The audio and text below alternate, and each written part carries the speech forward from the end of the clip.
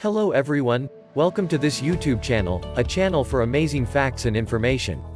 In this video, we'll discuss how the IMF's CEO confirms that the Xrp lawsuit is a setup.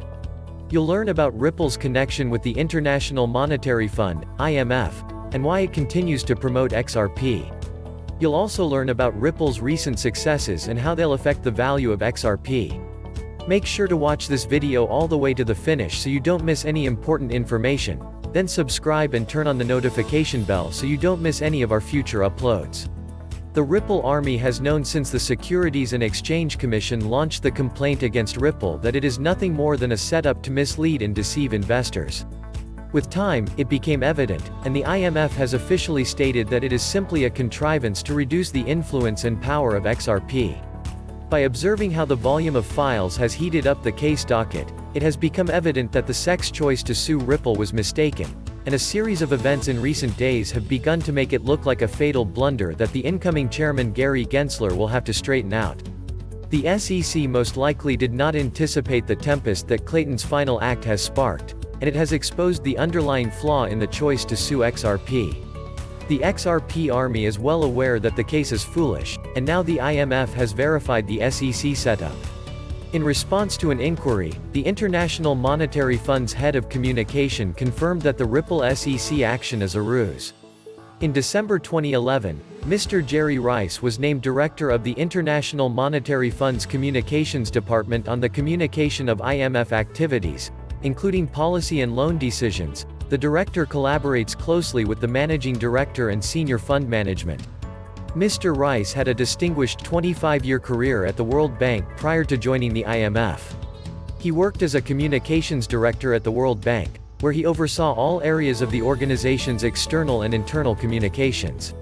The lawsuit is clearly a setup, as evidenced by his response and emotion. We all know that the IMF and Ripple have a relationship and that the IMF has always backed Xrp.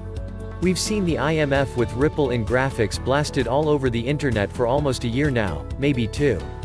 The managing director and chairwoman of the International Monetary Fund have often praised Ripple and what it is attempting to do with the digital asset Xrp. Why is this happening is a question that can emerge in anyone's thoughts. What is the purpose of this? There was a reason for the current state of Xrp. Is the IMF planning to launch its own cryptocurrency and is only using Xrp as an example? So, what's the deal between Ripple and the IMF? Christine Lagarde told banks a few months ago at the Paris FinTech Festival that they have to act and adapt new technology to better serve their clients. Christine Lagarde stated, "I believe the difference will not be between those who are disrupted and those who survive in the banking sector at large in many, many nations. The distinction will be between those who get cannibalized because they don't see it coming and don't embrace it, and those who self-induce it, and we're using cannibalization on purpose because it's a strikingly horrific word. But what it really means is that you're going to disrupt your business model, that you're going to change it, that you're going to cut costs, that you're going to speed up transactions, and that you're going to inspire confidence because you're going to build out on an existing backbone, which is your bank, and the trust relationship you've built with your customers." So, in order for the IMF to invest in a digital asset, what would have to happen? Actually, it's quite simple. In order to issue a digital currency, a government or central bank must own one. According to reports, the Bank of Japan, BOJ, Singapore, and Iran are all working toward a digital currency. This would put the IMF in a position to intervene as well. This would require the IMF to figure out a method to help these countries with this new currency. Once a sufficient number of countries have converted to cbdc, Xrp will become a reserve asset, and the IMF will intervene. Returning to the case on December 22, 2020.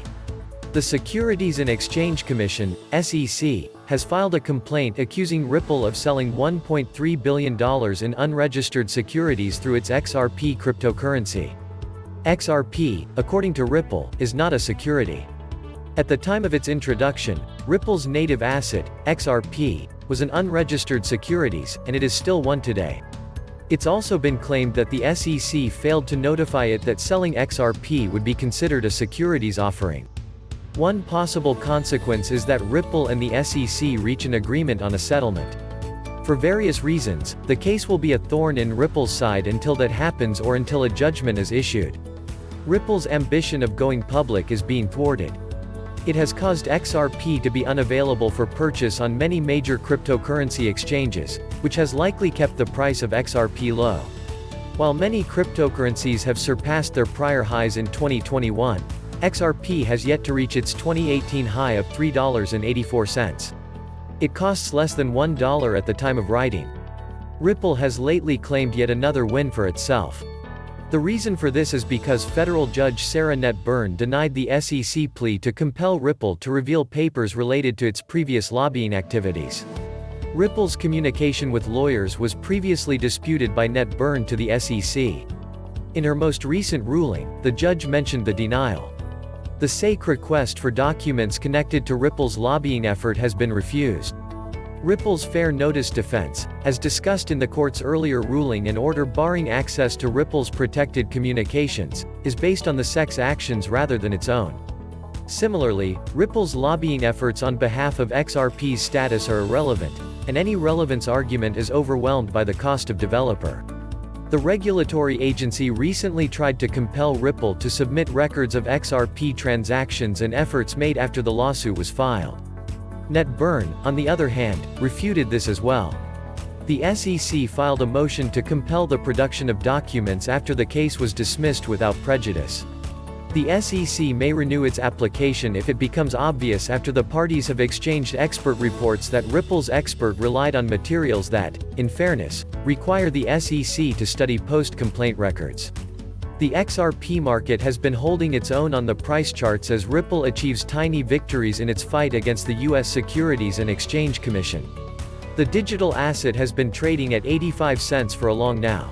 At the time of writing, XRP was trading at 85 cents, and the asset was consolidating between 79 cents and $1.05. We could see this on the 12-hour chart, where the asset was consolidating between 79 cents and $1.05. XRP dealers have kept the price at this level from the 19th of May's drop, avoiding bearish volatility.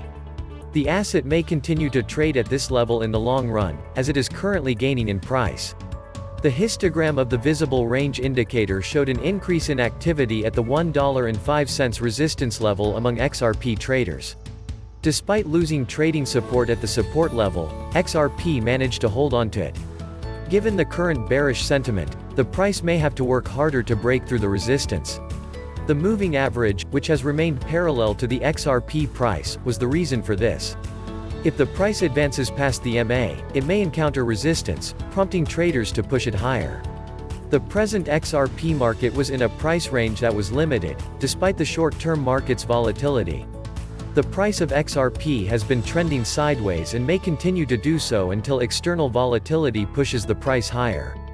The current XRP price is 83 cents, with a 24-hour trading volume of $2.6 billion. According to the CoinMarketCap, XRP is down 1.02% in the last 24 hours. With a live market cap of $38 billion and a circulating quantity of 46 billion XRP coins and a maximum supply of 100 billion XRP coins, the current currency market cap ranking is number 7. That was it for this video. We hope it could be a big help to you. What do you think about the lawsuit as a setup? Tell us in the comment section below. As always, please don't forget to subscribe, and hit that notification bell so you never miss an upload. Thank you for watching and see you in the next one.